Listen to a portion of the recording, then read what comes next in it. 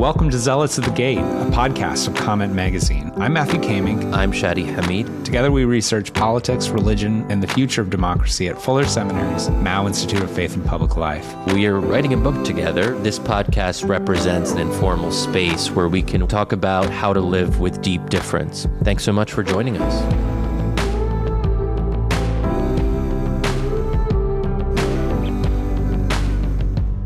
Yes, welcome back, friends. And please do make sure to subscribe wherever you listen. Leave us a review. We're looking for 5 stars, even if you dislike us. But we'd love to get those reviews in. And feel free to join the conversation. You can ask us questions on Twitter.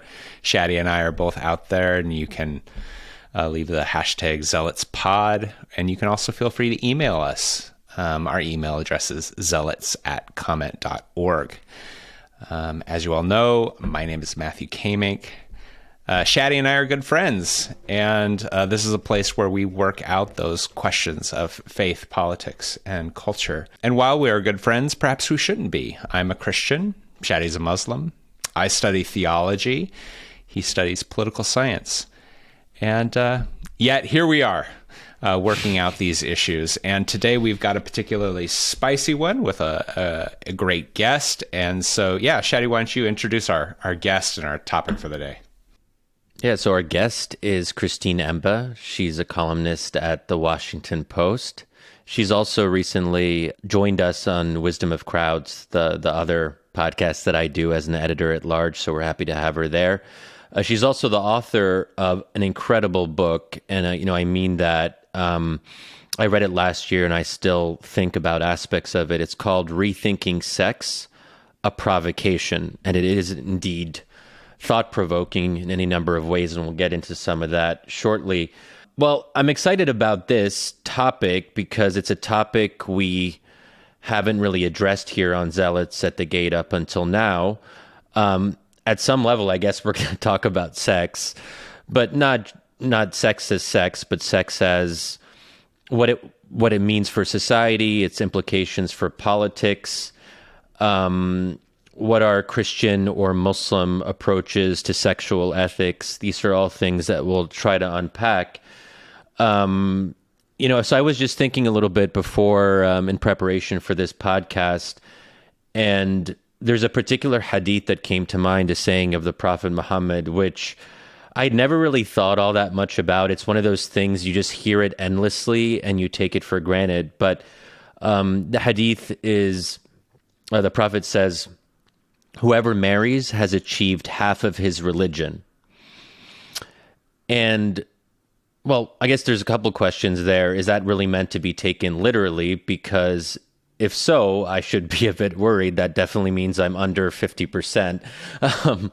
But obviously some Muslims won't get married, but I think there's a broader and more important implication here beyond the kind of literal aspect, which is marriage is at the bedrock of religion, of specific religions, I should say. And one way of looking at that is to say marriage makes the family possible and families make community possible. And if you have a lot of good communities in a particular geographical territory, presumably that'll filter its way up into structures of governance, perhaps ideally. Another way of looking at it is to say that single men are basically dangerous if left to their own devices. So there's also a kind of security and stability argument here. So maybe, Christine, just to start off, your book isn't really a Christian book, but when I was reading it, I couldn't help but think that your own religious background was figuring into your approach. And I think in some ways it's really difficult to talk about sex in America today, the sexual culture of our country and society, without religion coming up in some fashion, because we are very divided. Progressives tend to have a more, let's say, I'm not actually sure how to describe it, but a more open, flexible way of looking at sexual ethics. And then you have the more traditionalist approach.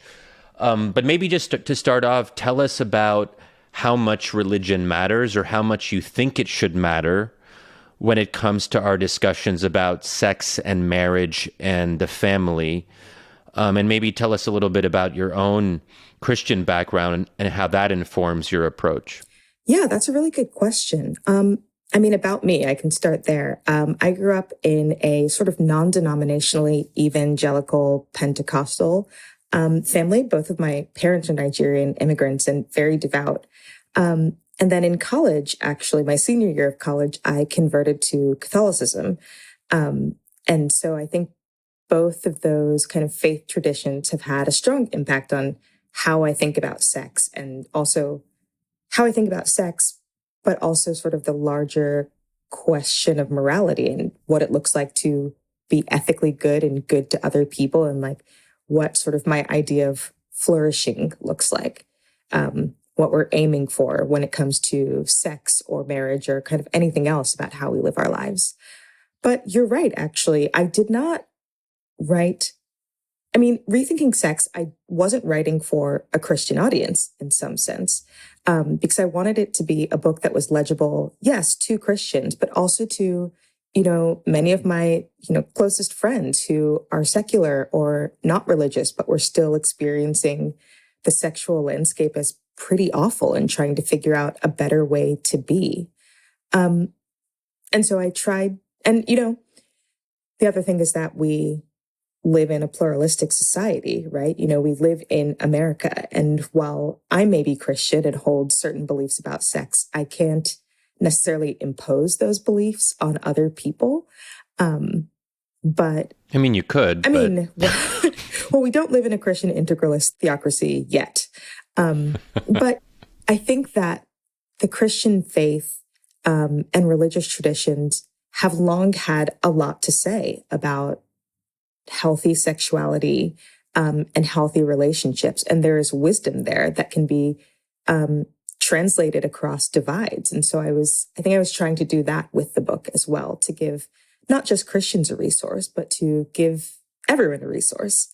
But yeah, I think if you if you know me or know anything about my background, I think you can kind of tell when I start sort of sneaking Thomas Aquinas into things that, like, oh, okay, this is a bit informed by her religious faith. But, I think these questions of how to be good are questions that everyone is asking. So hopefully, everyone can relate to this search. So, Christine, for those who have not read the book, it really is, as you said, not a Christian book and written for Christians, but actually exploring our contemporary sexual culture and a set of what I would call hauntings or paradoxes within it. I'm wondering if you could give just a brief overview of the sort of haunting questions for the American sexual revolution that you jump after. It seems like the promise of sexual liberty, equality, consent, and consumption seems to be like the major sexual values of the current day. And you seem to be saying that this sexual revolution hasn't quite ended in this sort of sexual nirvana that we were hoping for. But could you talk us through just sort of the core questions or paradoxes that you're trying to get after? Yeah, that's a great way of putting it, actually. I mean, I wrote Rethinking Sex kind of as I started thinking about the book and sort of sketching it out at the height of the MeToo moment. I found MeToo to be galvanizing. It showed that many of the problems we thought we had moved past because of the sexual revolution, because of the feminist movement, hadn't gone away. And in fact, we're still there. And I wanted to dig into sort of those questions and assumptions more deeply and take stock of where we stood now, what the landscape looked like now. And in that sort of taking stock, I discovered, or I think uncovered, what I have described in other interviews as kind of myths about sex and our sexual culture. And I wanted to examine those and see if they held up, or if they were in fact harming us rather than hurting us. And so I think there are a couple of them, and I have chapters that sort of address them in turn. But, one was the idea that I think this is a myth, that actually the best sex is sex with no feelings. This idea that like, oh, you don't want to catch feelings during sex. You don't want to be tied down by a relationship. The idea that that was the healthiest attitude to have during sex. I wanted to challenge that myth. The myth that men and women are basically the same and experience sex in the same way. And so women can and should have sex like men. And that is sort of normal and natural. And I wanted to push back on that and say, actually, men and women are not the same. They're different in their approaches to sex, and it is unhealthy to deny that.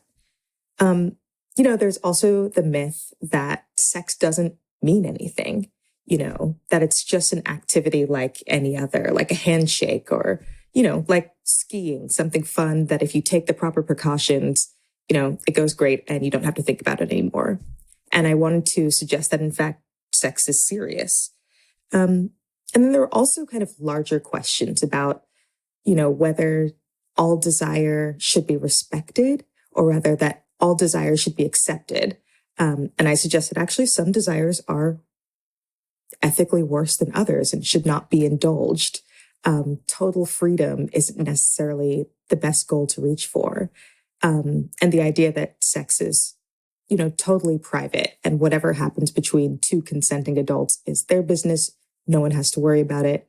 I suggest that no, actually, in some ways, sex is a public affair. And what you do in private can spill out and have an impact in your day-to-day life, in your relationships with other people, in the way that, our society is shaped overall. And I get into sort of each of those myths with different stories and in different chapters. But I think those were the major ones. And I think actually above all, I think I wanted to challenge, and we've talked about this elsewhere, Shadi, a sort of general myth that has pervaded our society, the myth of total autonomy and individualism, that I alone, I, the individual, matter the most. I need to get my needs met and fulfilled. And it doesn't matter what other people think.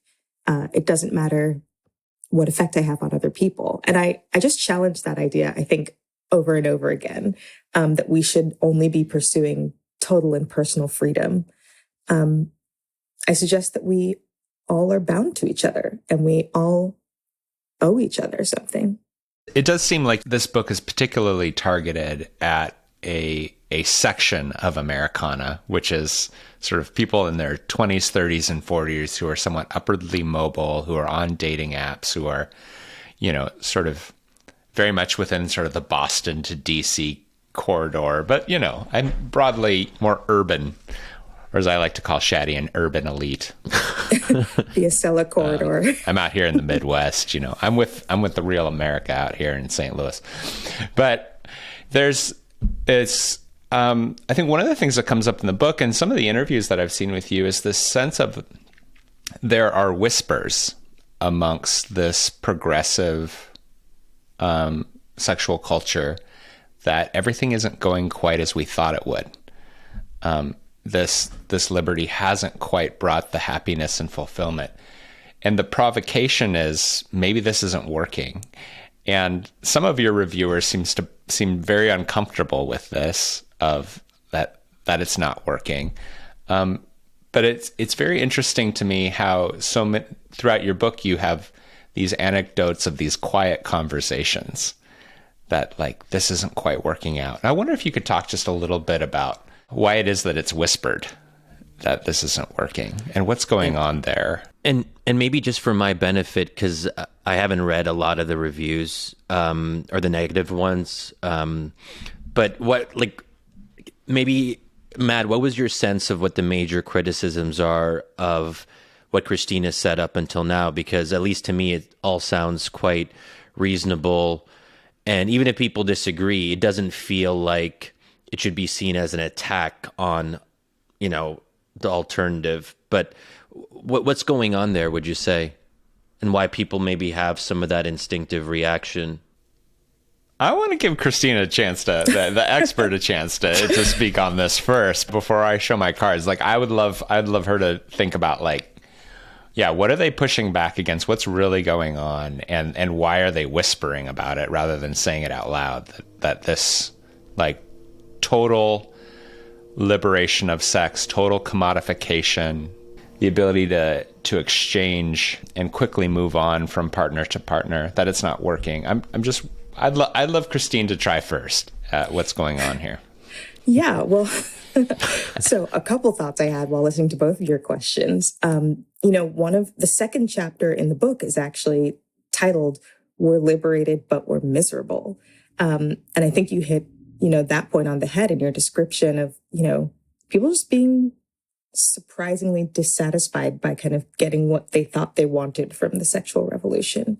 And I'll also point out that, I did interview a lot of sort of upwardly mobile urban professionals, but I was actually out in the Midwest just last week talking to college students about the book in St. Louis and in, like Fargo, North Dakota. And I think these are the questions that are facing young people kind of anywhere that young people gather right now, actually, to differing degrees. But yeah, so to the question of why people are whispering, one of the first things I say in the book, and what part of what I wanted the book to be was a kind of reassurance. I say, you're not crazy, reader. That thing that you think is wrong is wrong. You're not nuts. You're not the only person who feels that the vibes are very off. They are off.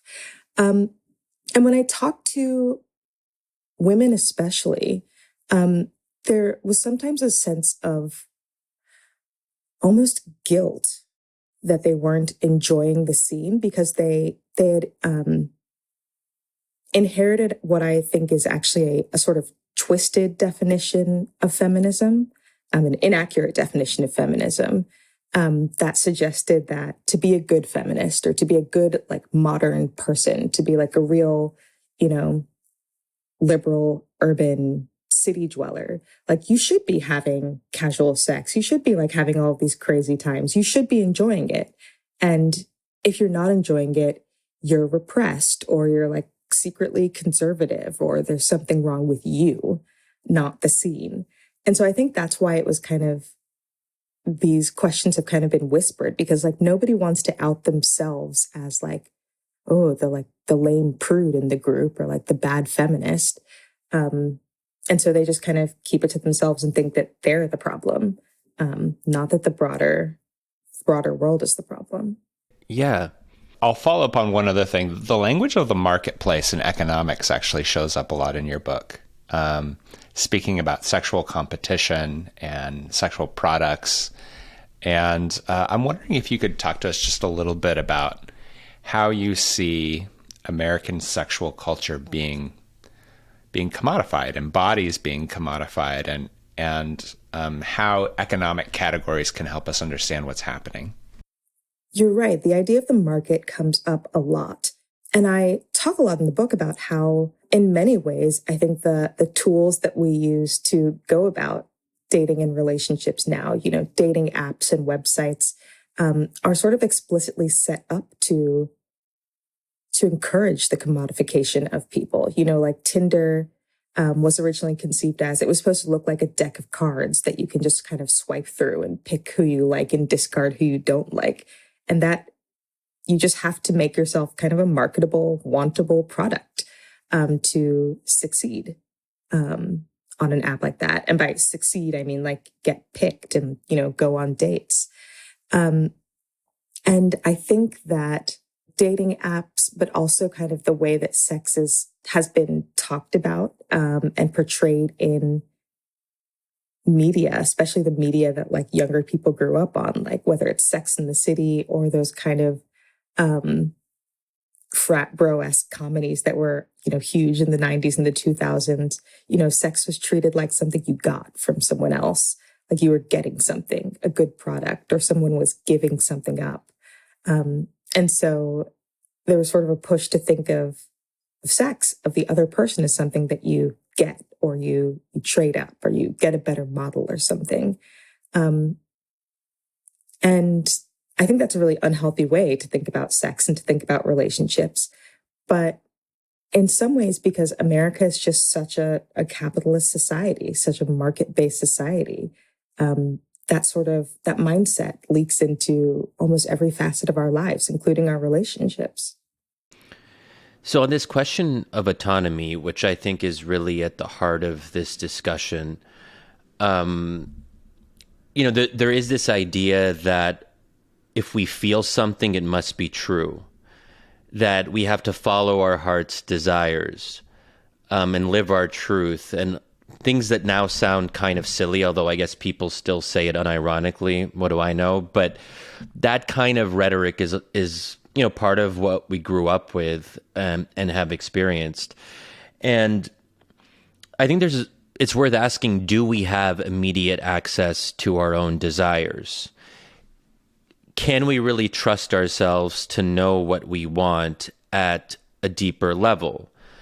And I think this gets to the role of religion here, because I think at some basic level, religion, or at least the Abrahamic faiths to various degrees, tell us that we can trust what seem to be our own desires, that we have to look at our own desires with a certain kind of skepticism, that the self can be deceiving.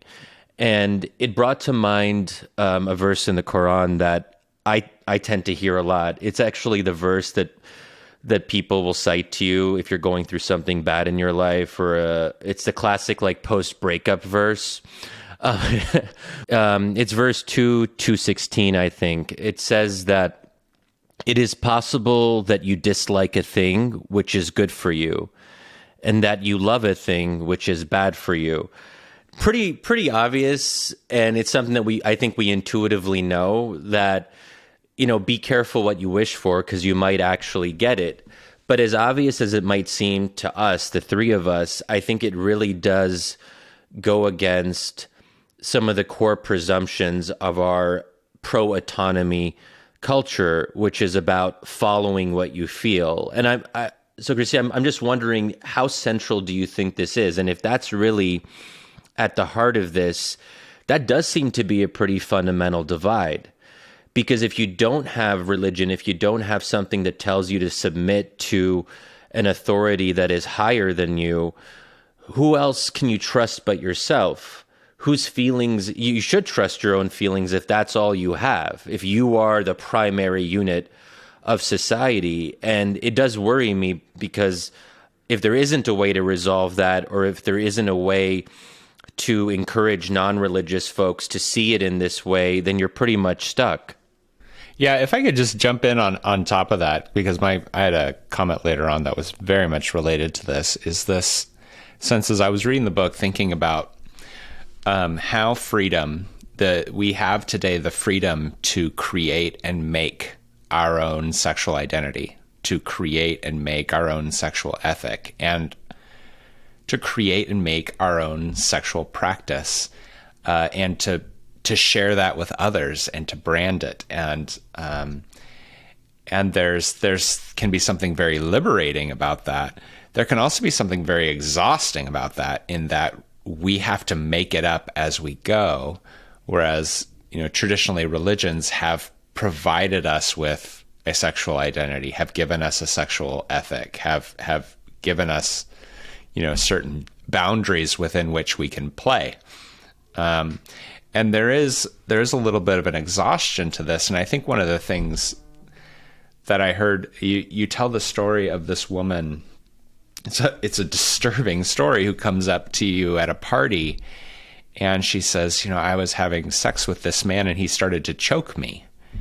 And she didn't know what to do with that. And she knew she didn't like it, but she felt like she kind of had to go along with it, or she felt guilty about judging him or saying no. And but really all of the pressure was on her to deal with this problem. There was no sort of larger cultural set of rules or systems beyond just consent. And so it puts a lot of weight on her to say, these are all the things that are okay for me. These are all the things that are not okay for me. This is my sexual identity. This is my ethic. This is my practice. And I guess Shadi and I are both kind of wrestling with these questions of of freedom and constraint around sexual identity. And I think the word that comes to me is exhaustion. That when people are whispering to one another, it's sort of this, I'm exhausted. This feels brutal. This feels dehumanizing. This feels like a meat grinder. Anyway, so yeah, any reflections on that? Yeah, no, I think both of you are making great points here. And I love the idea of like the breakup verse. I feel like there are a lot of breakup verses in the Bible. Perhaps too many, one might think, thinking about how many, like my mom has told me after a breakup. I'm like, please stop telling me that. It's not helpful. But the verse that came to mind is, God has a plan for you. It's okay, sweetie. Well, Stop crying. I don't like the plan. But the heart is deceitful above all things. Who can know it? And I think that's really true, actually. And that seems to come up a lot.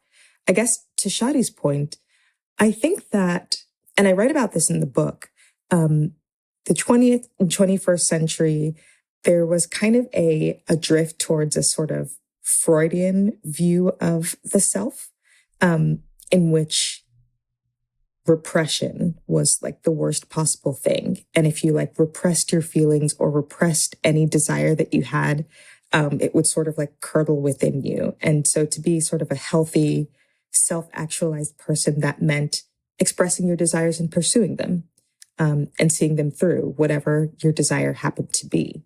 And Freud was wrong about a lot of things, including this one, I think. But the idea that like, it's dangerous to repress any part of yourself, is still kind of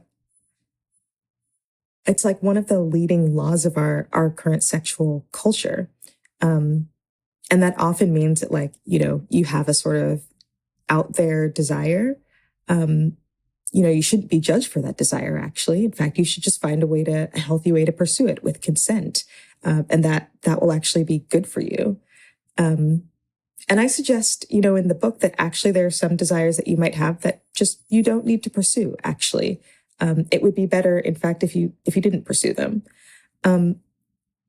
And I think we see the evidence of that in some of the stories that we hear about like women being sort of victimized by men, and also, men being victimized by people whose desires are really extreme, and they kind of can bully someone into participating, but it's not good for them. The exhaustion of creating your own ethic. Yeah. The exhaustion of creating your own ethic. Yeah, I think that this was a question that, I wrestled with in a lot of different circumstances in writing this book.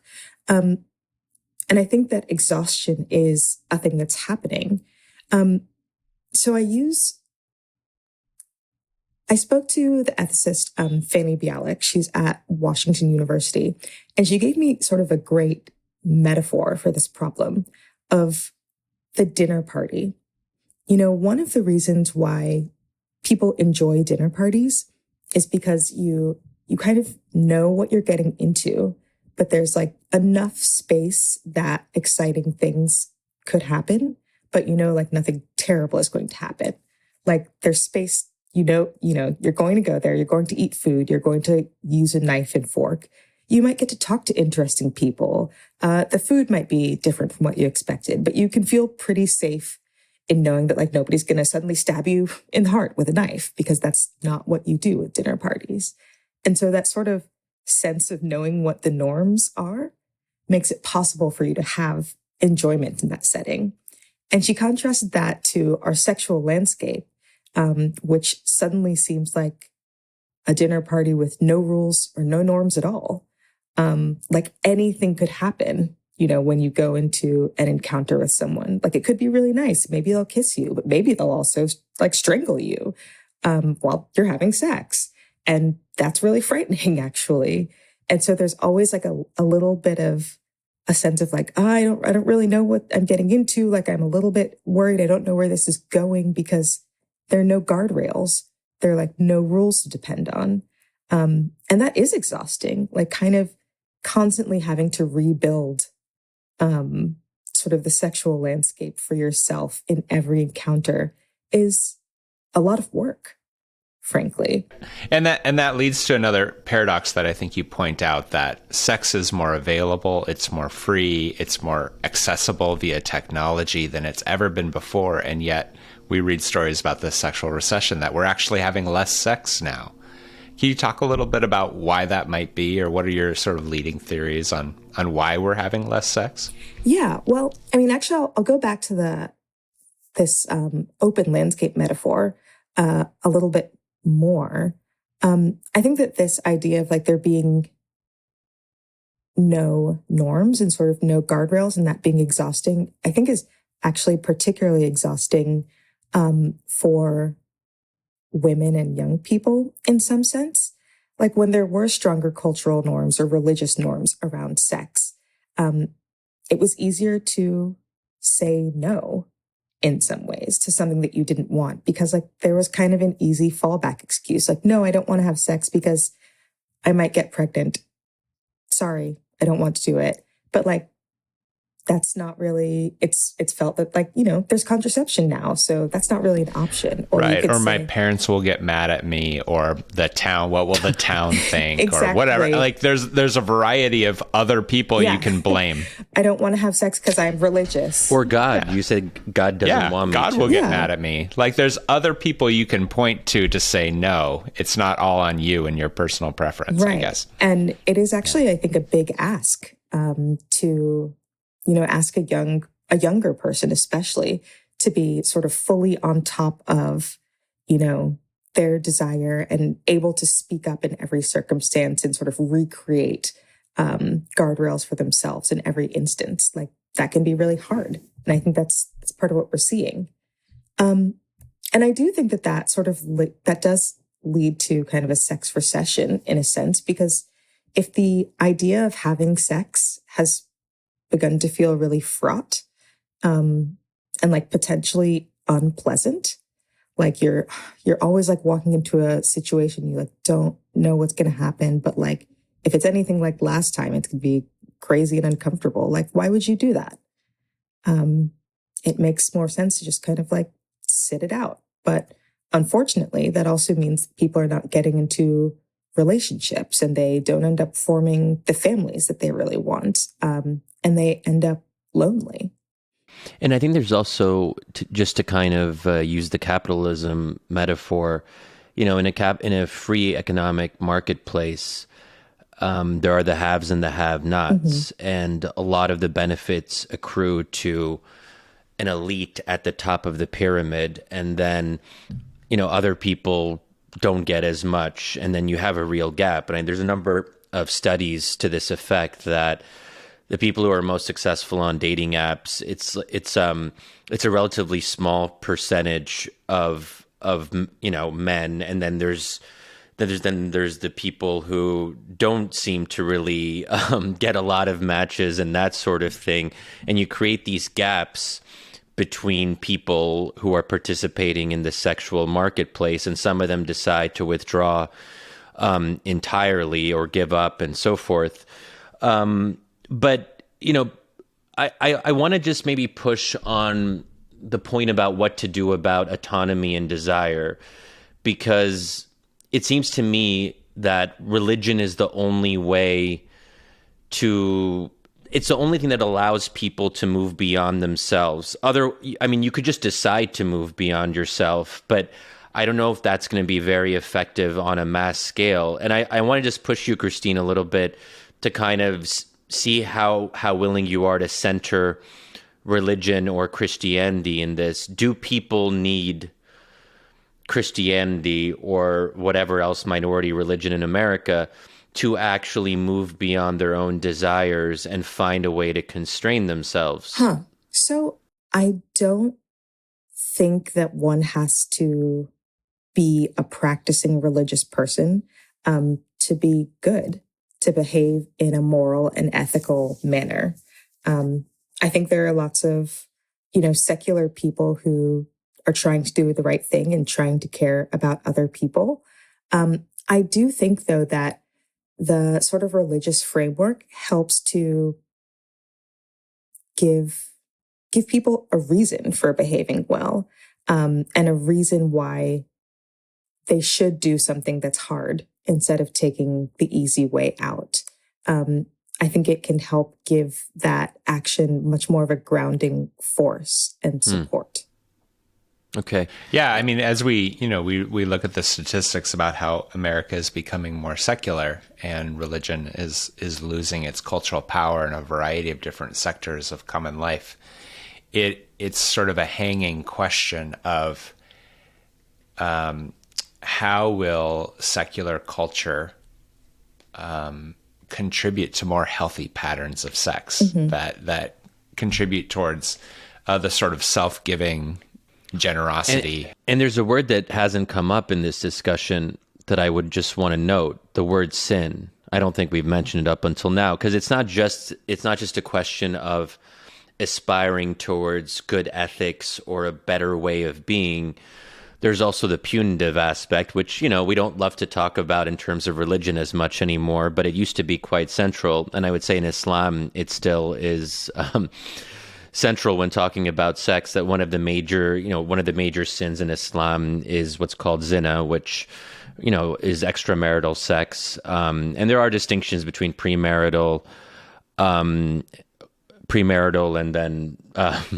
then fornication or adultery. Obviously one's worse than the other there, but generally there are these admonitions towards believers that if they pursue these activities, there are going to be consequences. There are going to be potential punishment or a heavy accumulation of bad deeds. And obviously in the Christian context, Matt and I have talked about how sin in the Christian imagination is just really fundamentally different in some ways.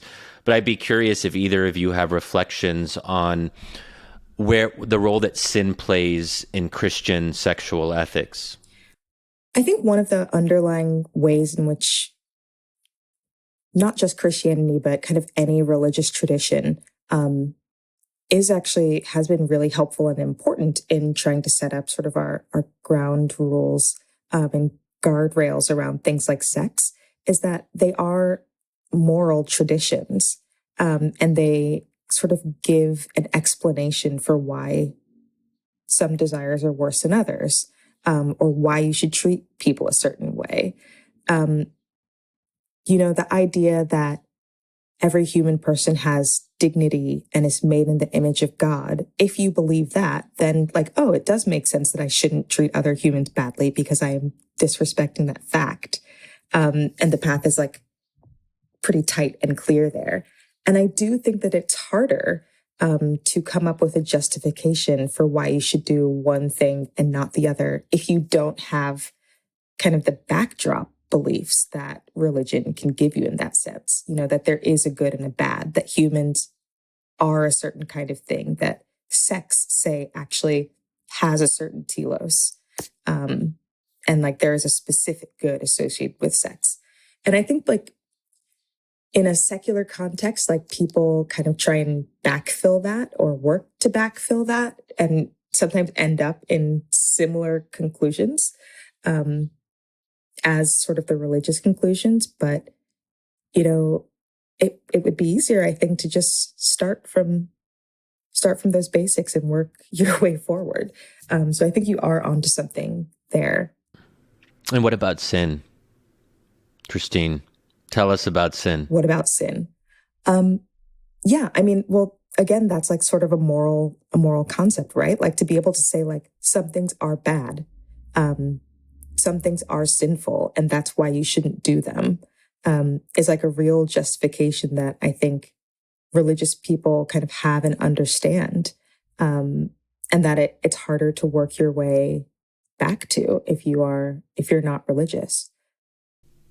Yeah, I think two things on this. One is I feel like we're kind of bumping up against an unhelpful set of categories around what is religious and what is secular, in that sort of an assumption that Islam and Christianity have sexual ethics and the modern secular world is just neutral. Has nothing. The modern secular world has sexual ethics. It has taboos. It has rules. It has expectations. It's not as if, the sexual revolution just brought about total moral emptiness. It has a telos. It has a set of here's the picture of a flourishing, sexual being, and this is what it looks like. It also has guilt. So this woman who, sort of guiltily, shared her disappointment about her sexual life, she's dealing with guilt. And so the word sin, and that brings us to this word sin, I think many non-Christians look at this word sin or evil as this thing that inspires guilt or makes one feel bad about oneself. But from inside the Christian moral imagination, I experience it as incredibly liberating in that the language of sin helps me understand why I feel bad right now. Why do I feel guilty? And then I'm provided with a way to deal with that guilt, a way to hand that guilt over, a way to process that. Where this particular woman who was feeling guilty about her sexual relationship, she didn't know what to do with that feeling of guilt, and she didn't know how to name it or process it or be unburdened.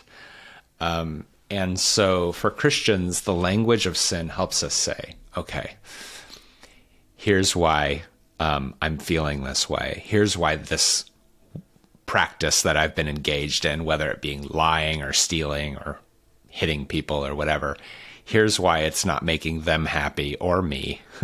And then for Christians, the ability to unburden that by handing that over to Jesus and experiencing a reconciliation and a repentance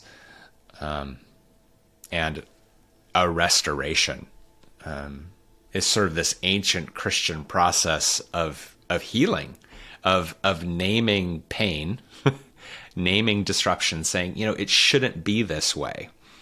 And I think what part of Christine's gift in this book is just like what she said, you're not crazy if you feel like this sexual marketplace is unfulfilling, is frustrating, is dehumanizing, is a meat grinder. This isn't the way it's supposed to be. And ultimately, a Christian doctrine of evil is sort of saying, the way that we experience life right now is not the way it's supposed to be. We were created for something more. Mm-hmm. And so it helps you know that you're not crazy.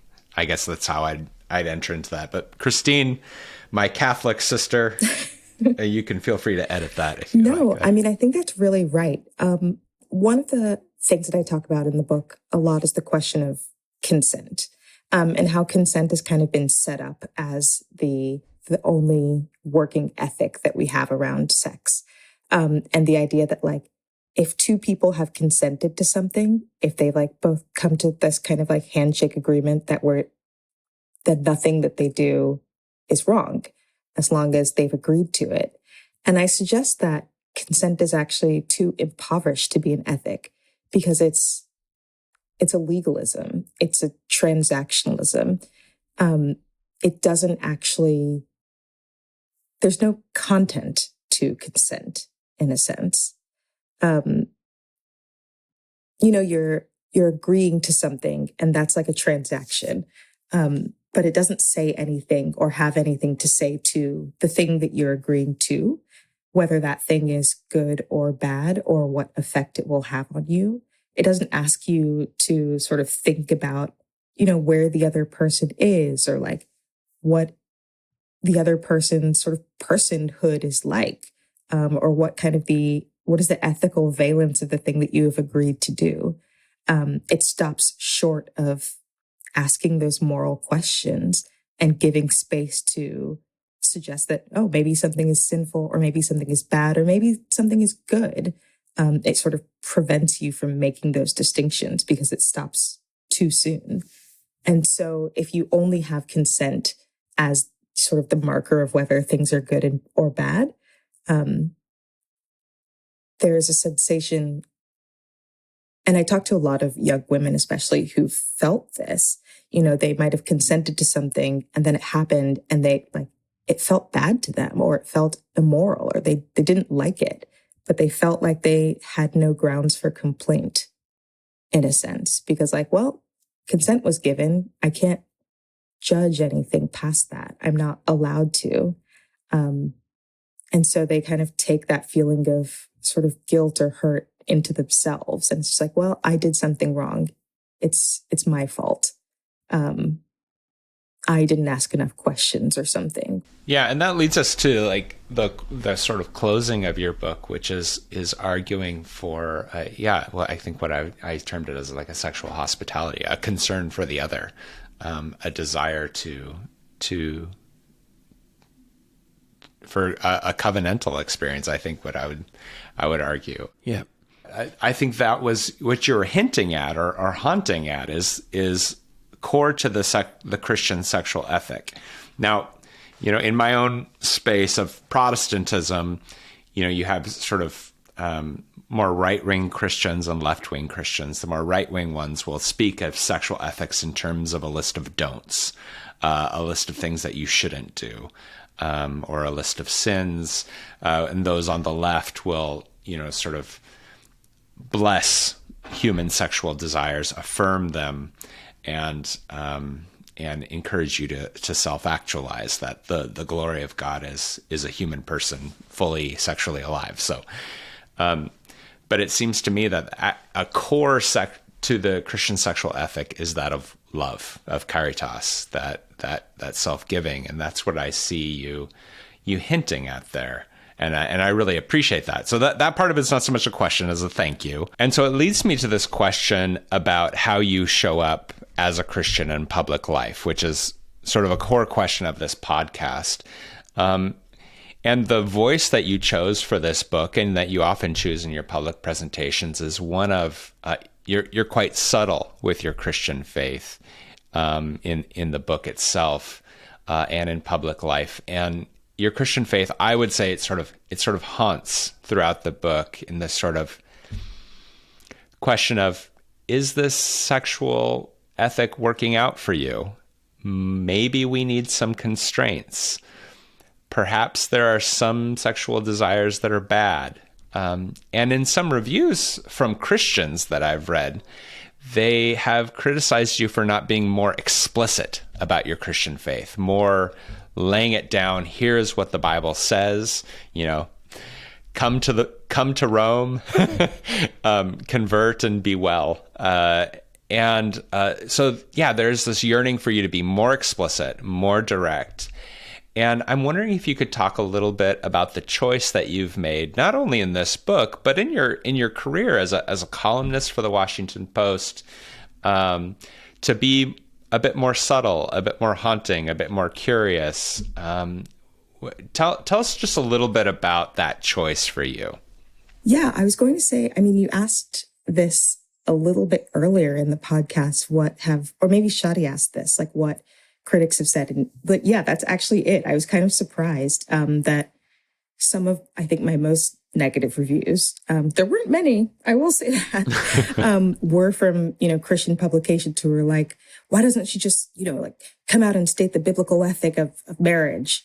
And my response to those critics are sort of like, I'm not writing just for you, actually. I want to reach a broader audience who needs to hear this. And that is not necessarily the most helpful approach. So I guess in this book, but also in the way that I write about a lot of topics, and how I think sort of my faith and the values that the things that I value, the way that I live my life based on faith, can be seen in my work. I think I often use the term translation. And I think of it as sort of a mode of translation. How can I sort of ask questions and make legible sort of the commitments of my faith and, the way that my faith sort of shapes my values? How can I make that legible to someone who's not inside my faith, and like not turn them off, but sort of like slowly bring them in. A Christian sexual ethic, I think I have one, but, saying to somebody who's not Christian, well, don't have sex because Jesus, you believe that, right? They don't believe that. So how do I sort of explain like a Christian sexual ethic and what's behind it? What do we mean by the human person? What is a convincing way to talk about dignity? And like, translate that into something that makes sense in a secular context so that other people can understand it. I think that's what I am trying to do throughout the book. And I think what I spend a lot of my other writing doing, actually. I wonder what do you enjoy about that challenge of translating, and what's hard? Like, what's not working?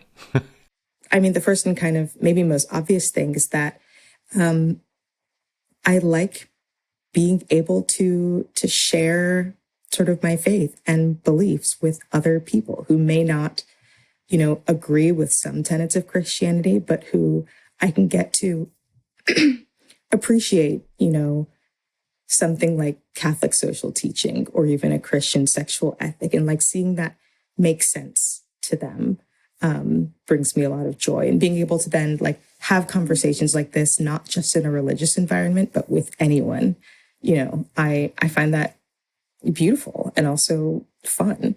And also it kind of forces me to look hard at my own faith and not necessarily like take my beliefs or belief system for granted. Because like, if I'm going to try and translate this and explain it to someone else, I have to understand it first. So like, if I'm trying to explain what a Christian sexual ethic is, that means that I have to go learn what a Christian sexual ethic is, and not just sort of like take it for granted that like, this is what we do. I don't really know why, but we're just doing it. But like, it pushes me to kind of go a bit deeper. And I think that's been really healthy. What don't I enjoy about it?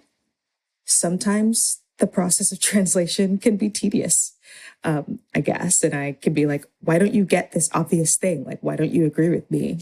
And people just don't agree, and it doesn't work. And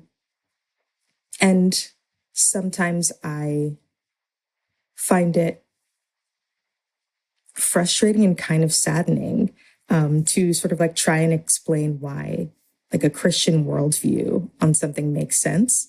But then there's so many people who identify as Christian or who call themselves Christian in public who are doing like the exact opposite of what our faith demands. And then I'm asked to like speak for those people. And I'm like, we're letting the side down. I don't know. It's unpleasant. It's embarrassing, and it's unfortunate. Yeah. And, as we begin to close, I do want to shift a little bit to some broader political implications, which we've touched on here and there. But, in previous episodes of season 2 of Zealots at the Gate, we've talked about how prayer is political, how fasting is even political. And obviously there's a risk of saying that everything is political. The personal is political is a phrase that people will often hear. But ultimately, questions around marriage in particular, and sex is. We've talked a lot about sex, but we've talked a little bit less about the institution of marriage and what that means for society writ large. But obviously, with concerns around population decline, low fertility rates. The kind of standard concerns around the breakdown of the family and the fact that people aren't even having families in the first place. And, Christine, you and I have talked in other circumstances about the anti-natalist movement, like people who just don't believe that we should be having kids because the world is falling apart because of climate change, and they don't want to inflict harm on the unborn, if you will. So all of this is much bigger than people's own autonomy or lack thereof, or what constraints they introduce in their own kind of sexual activity.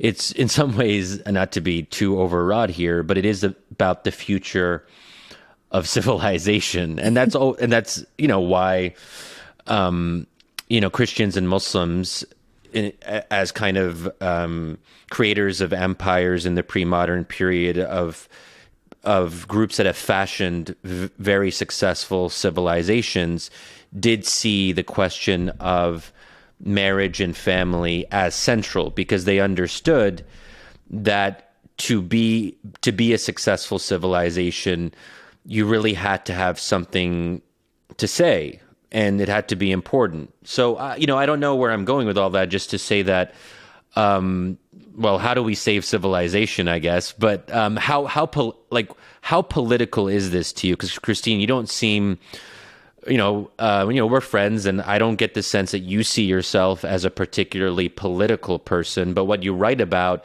seems to have profound political implications. How do we save the future of civilization? Thanks for saving the easy question for the end. That was good of you.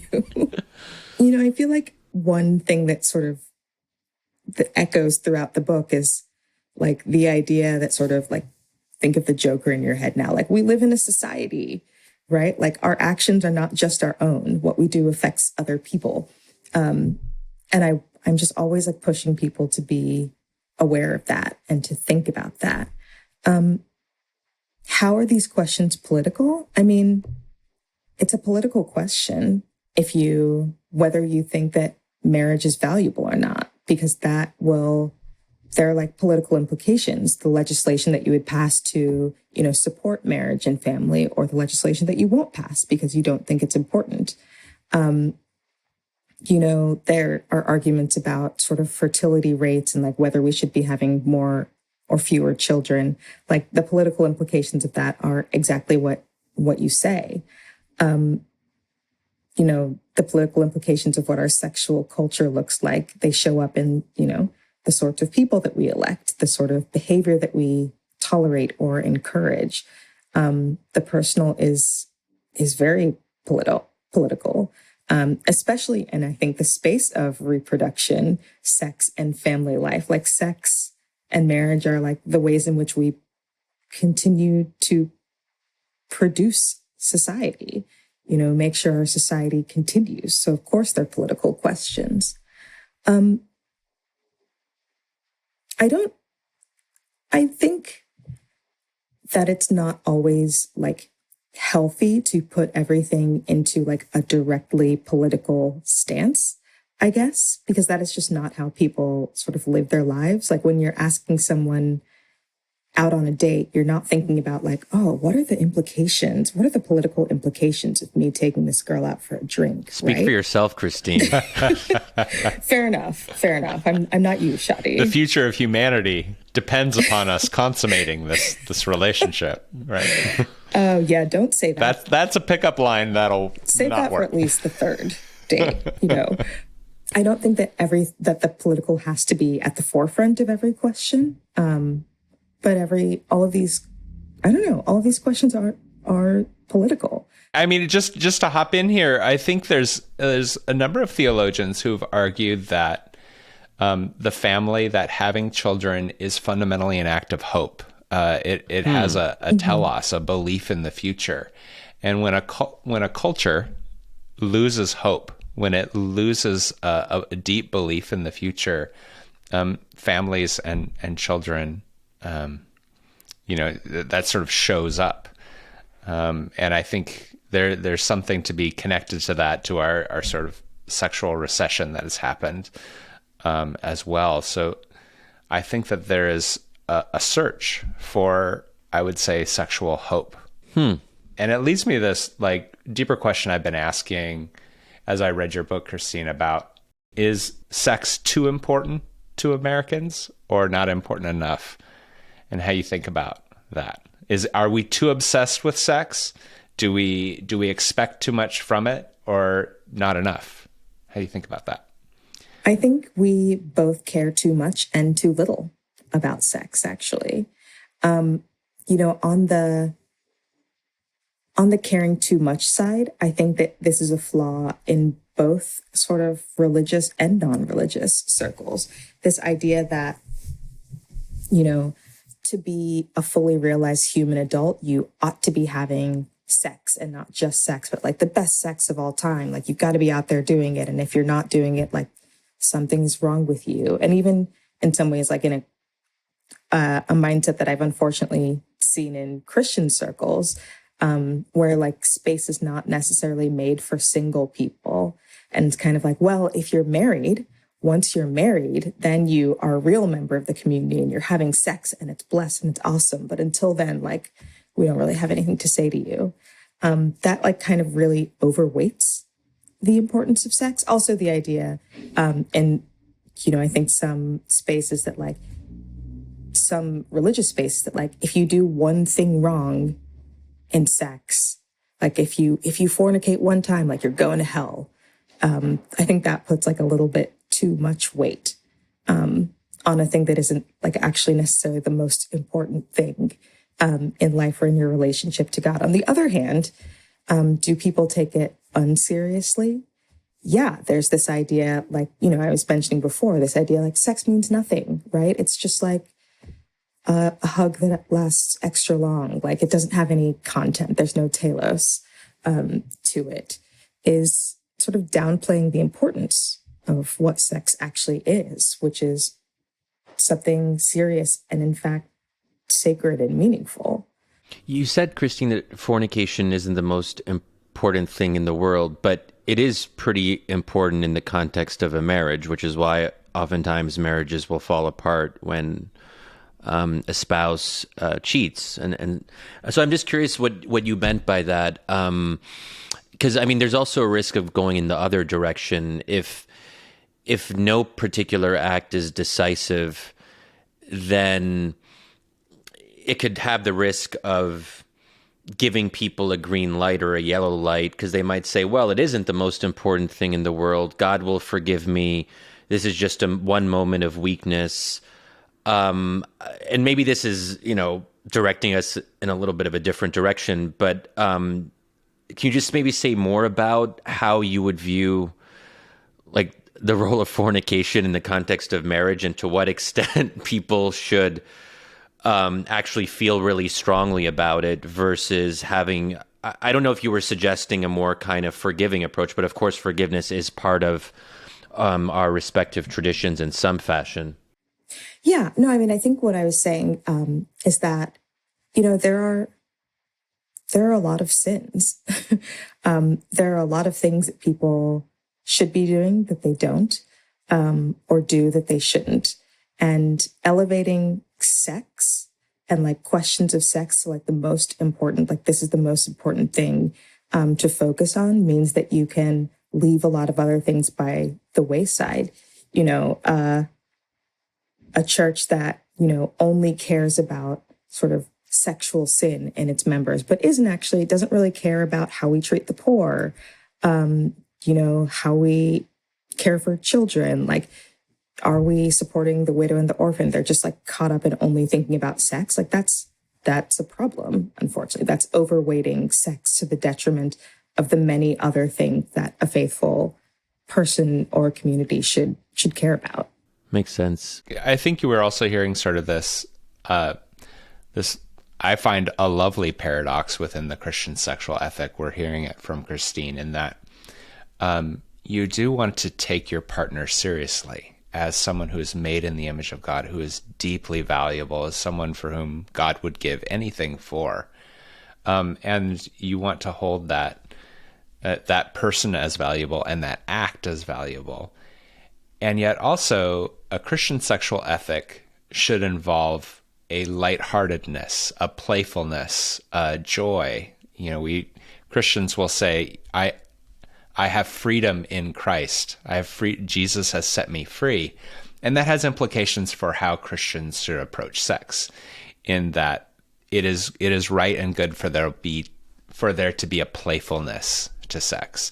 And so you have those two things going on at once in a Christian sexual ethic, this sense of this person, my partner matters, my marriage matters, and the sexual act is meaningful, it has purpose and value, and so it has weight to it. And yet also, I've been created to play and have delight and joy. And I would argue that a healthy Christian sexual ethic is able to do both of those things. So you're not so serious about sex, right? As like this heavy, weighty thing. But you also, in Jesus, you are made human again to be, and part of being human is sexual delight and play and a sort of lightheartedness that sin and guilt kind of weighs us down. And so we ought to have both of those things. And I see within, and Christine, maybe you can help me think about this, but I see within secular progressive sexual ethics a desire for both of those things.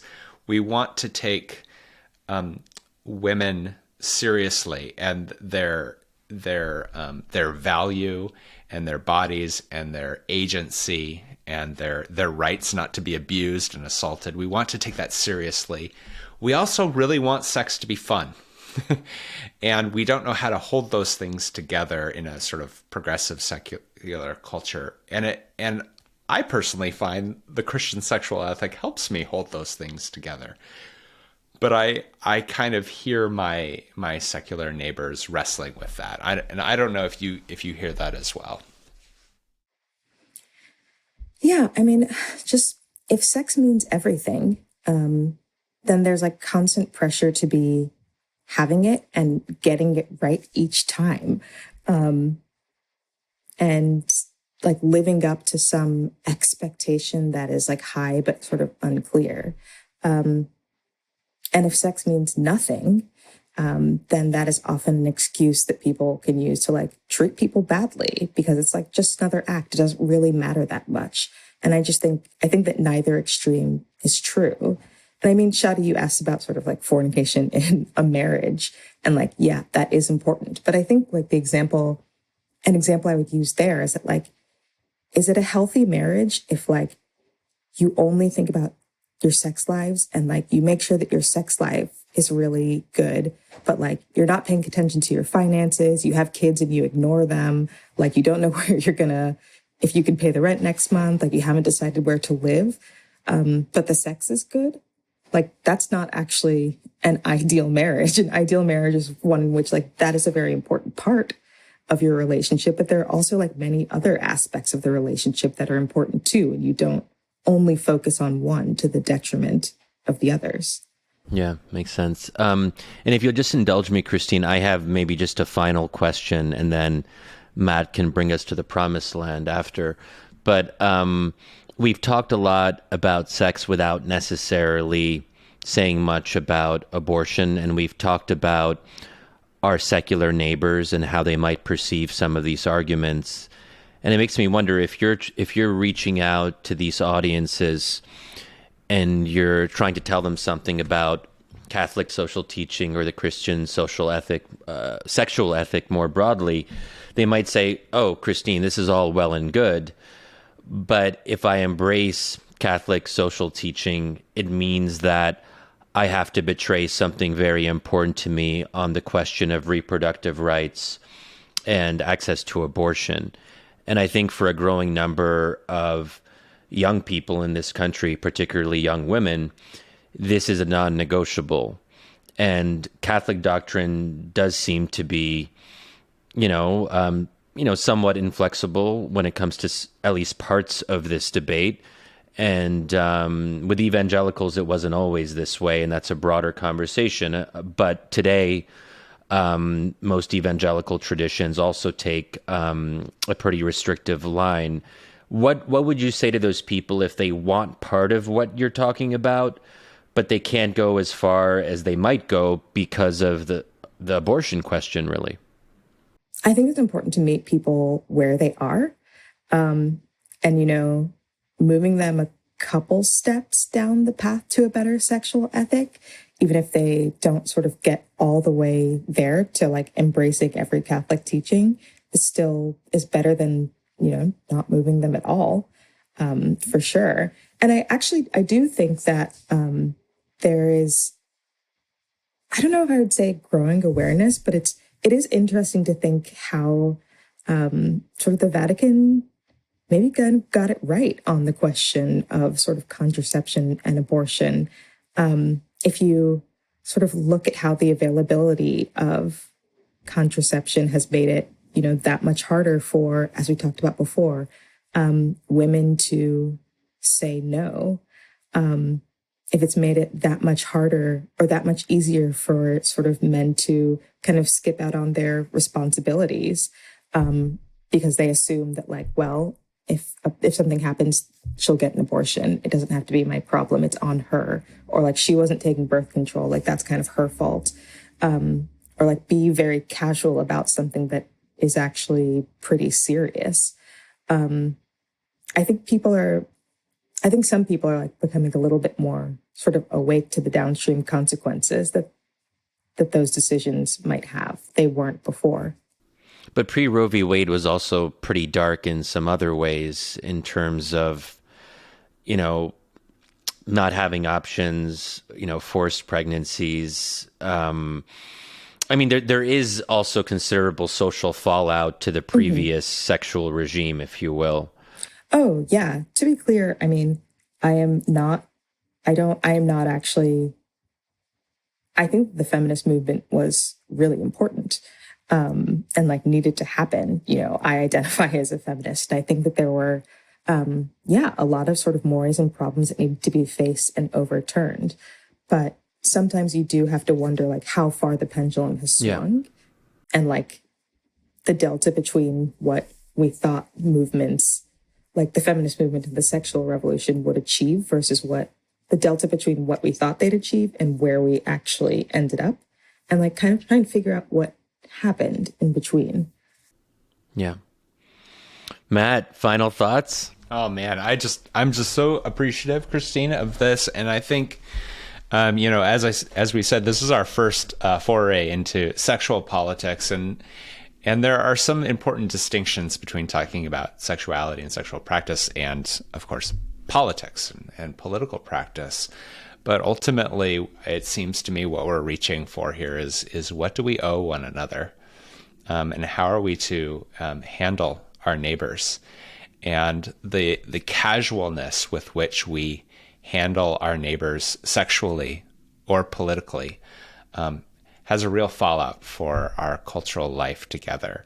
And as we continue to, this has been just sort of a wonderful sort of microcosm of the sorts of things that Shadi and I are wrestling with in terms of exploring what are ancient resources that are available to us, sort of wells that we might draw some water from in this fraught political and sexual moment. And I think that your book, Christine, is just this beautiful example of engaging our popular culture in a way that's generous, that's courageous, and inviting to all of our neighbors to ask, what is your sexual telos? What is it that you are seeking? And how is that working out? And how might we live together better? And so, Christina, I just wanted to say thank you so much for jumping in this conversation with us today. Amen. Thank you, Christine. Thanks for having me, guys. And we'll definitely include a link to Christine's book in the show notes, so make sure to check it out. I was going to say it might actually change your life, and it might, but even if it doesn't, you'll definitely enjoy it. There's a lot of good stuff in there. If you want to read more of Christine's work, we'll also include a link to her Washington Post columns. You should add that to your commentary op-ed column regimen. And thanks, Christine, but thanks to all of you for listening to Zealots at the Gate. If you like what you heard, check out our other episodes, and also check out our host and sponsor, Comment Magazine, at comment.org. We want to hear from you as well. You can find us on Twitter at Shadi Hamid, my name, and Matthew Kamink. Please note the Dutch spelling. Or you can use the hashtag ZealotsPod. Also, feel free to send us an email at zealots@comment.org. And don't forget to review us if you enjoyed this episode. Our thanks as well to our sponsor, Fuller Seminary's Mao Institute of Faith and Public Life.